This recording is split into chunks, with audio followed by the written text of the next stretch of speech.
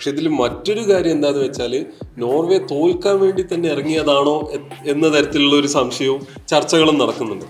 അതിന് 2-3 കാരണങ്ങളാണ് പറയുന്നത്. ഫ്രാൻസ് നോർവേനെ 4-1 പരാജയപ്പെടുത്തിയ മത്സരമായിരുന്നു. സെനഗലിനെതിരെ ഇറങ്ങിയ 10 പേര് നോർവേക്ക് വേണ്ടി ഇന്നലെ ഇറങ്ങിയിട്ടുണ്ടായിരുന്നില്ല. ആ ഇറങ്ങാത്തവരിൽ എർലിംഗ് ഹാളൻഡ് വരും, മാർട്ടിൻ ഓഡെഗാർഡും വരും. അപ്പോൾ ഇവരെയൊക്കെ റെസ്റ്റ് ചെയ്യിക്കുക ചെയ്തു. അപ്പോൾ മത്സരശേഷം നോർവേയുടെ കോച്ചിൻ്റെ അടുത്ത് പ്രസ് ചോദിച്ചിട്ടുണ്ടായിരുന്നു എന്തുകൊണ്ടാണ് അങ്ങനെ ചെയ്തത്, എന്താണ് അതിന്റെ കാരണം എന്ന് പറഞ്ഞിട്ട്. കോച്ച് പറഞ്ഞത് ഇറ്റ്സ് എ നോ ബ്രെയിനർ. അതല്ലാതെ എന്താ പറയുക, ഫിസിയോ പറഞ്ഞു, നമ്മുടെ ടീം എല്ലാവരും പറഞ്ഞു, അതായത് സ്റ്റാഫൊക്കെ പറഞ്ഞത് ഇവരെ റെസ്റ്റ് ചെയ്യുക. കാരണം അവർ ഓൾറെഡി ക്വാളിഫൈ ആയി, 6 പോയിന്റോടെ ക്വാളിഫൈ ആയി.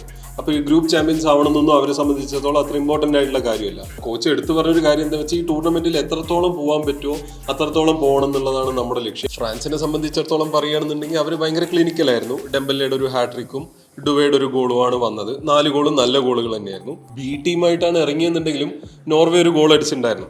അതിൽ ഫ്രാൻസിനെതിരെ ഉയർത്തുന്ന ചില ചോദ്യങ്ങളുണ്ട്. കാരണം ഈ ഒരു ബി ടീമിനെ വെച്ച് ഇറങ്ങിയിട്ട് പോലും ഫ്രാൻസിന്റെ ഡിഫൻസിനെ പലപ്പോഴായിട്ട് അവർക്ക് ബ്രേക്ക് ചെയ്യാനും പറ്റിയിട്ടുണ്ടായിരുന്നു, ഒരു ഗോൾ നേടാനും പറ്റി. ഇതിൽ നമ്മൾ പ്രതീക്ഷിച്ച മറ്റൊരു കാര്യം എന്താ വെച്ചാൽ ഒരു ഗോൾഡൻ ബൂട്ട് ഷോ ഡൗൺ ഇവർ തമ്മിൽ, എർലിംഗ് ഹാളൻഡ് എംബാപ്പയും തമ്മിൽ. ഇപ്പോൾ മെസ്സി ആ റേസിലുണ്ടെങ്കിലും സെക്കൻഡും തേർഡിലും നിൽക്കുന്ന ഇവർ 2 പേരാണ്. അപ്പോൾ മെസ്സി 5 ഗോളാണ്, അതിന് ശേഷം ഇവർ 2 ആളും ഉണ്ട്. അപ്പോൾ നോർവേ ഫാൻസിനെ സംബന്ധിച്ചിടത്തോളം എർലിംഗ് ഹാളൻഡ് വേഴ്സസ് എംബാപ്പയെ കാണാമെന്നൊക്കെ ഉള്ള ഒരു പ്രതീക്ഷയിലാണ് അവർ ഗ്രൗണ്ടിലേക്ക് വന്നിട്ടുണ്ടാവുക. അവരെ സംബന്ധിച്ചിടത്തോളം ഇതൊരു വിഷമം ഉണ്ടാക്കിയിട്ടുണ്ടാവും. പക്ഷെ ഇതിൽ മറ്റൊരു കാര്യം എന്താണെന്ന് വെച്ചാൽ നോർവേ തോൽക്കാൻ വേണ്ടി തന്നെ ഇറങ്ങിയതാണോ എന്ന തരത്തിലുള്ള ഒരു സംശയവും ചർച്ചകളും നടക്കുന്നുണ്ട്. അതിന് 2-3 കാരണങ്ങളാണ് പറയുന്നത്. ഈ ഗ്രൂപ്പിന്റെ ലീഡേഴ്സ് മിക്കവാറും ഇനി ഫേസ് ചെയ്യാൻ പോകുന്നത്, ഫർദർ മുന്നോട്ട് പോകുമ്പോൾ സ്പെയിൻ, ജർമ്മനി പോലുള്ള ടീമുകളെ ഫേസ് ചെയ്യേണ്ടി വരും. അതായത് അതെല്ലാം മറ്റു മത്സരങ്ങളുടെ റിസൾട്ടിനെ അപേക്ഷിച്ചിട്ടാണെങ്കിലും ഒരു സാധ്യത, ഒരു പ്രോബബിലിറ്റി നോക്കുമ്പോൾ സ്പെയിൻ, ജർമ്മൻ പോലുള്ള ടീമുകളെയായിരിക്കും ഫേസ് ചെയ്യേണ്ടി വരിക. ഫ്രാൻസിനെ സംബന്ധിച്ചിടത്തോളം അത് അവർക്ക് എന്താ പറയുക, യൂറോയിലും മറ്റുമായിട്ട് കോൺസ്റ്റന്റ്ലി ഫേസ് ചെയ്ത ടീമാണ് ഫ്രാൻസ്. നല്ലൊരു സ്ട്രോങ് ടീമാണ്, വേൾഡ് കപ്പ് കണ്ടൻഡർ ടീമും കൂടെയാണ് ഫ്രാൻസ്.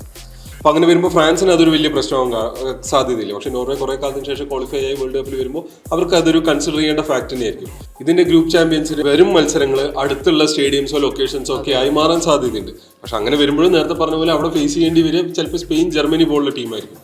സെക്കൻഡ് വരുന്ന ടീമിന് ചിലപ്പോൾ കുറച്ച് യാത്രകൾ കൂടുതലാവുകയാണെങ്കിലും അവിടെ ഐവറി കോസ്റ്റിന്റെ ബ്രാക്കറ്റിലുള്ള ടീംസ്, ഇപ്പോൾ ബ്രസീൽ, ജപ്പാൻ, അതുകൂടാതെ ഇംഗ്ലണ്ട്, ഇക്വഡോർ, മെക്സിക്കോ, സെനഗൽ, ഈ മത്സരങ്ങളുടെ റിസൾട്ടിന് വരുന്ന ആൾക്കാരെയായിരിക്കും ഇവർ ഫേസ് ചെയ്യേണ്ടി വരിക. അപ്പോൾ കമ്പാരിറ്റീവ്ലി ഇതിനേക്കാളും എളുപ്പം അതാണെന്ന് നോർവേക്ക് തോന്നിയതുകൊണ്ട് ഇതൊന്നൊരു റിസൾട്ട് വേണ്ട, നമുക്ക് സെക്കൻഡ് ആയാൽ മതി, തോറ്റാൽ കുഴപ്പമില്ല എന്ന് അവർ ഇന്റേണലി ഡിസൈഡ് ചെയ്തിട്ടുണ്ടെങ്കിൽ അതൊരു ടാക്ടിക്കലായിട്ടുള്ള ഒരു സാധനം കൂടെയാണ്. അതിനെ നമുക്ക് കുറ്റം പറയേണ്ടതില്ലെന്നാണ് എനിക്ക് പറയാനുള്ളത്.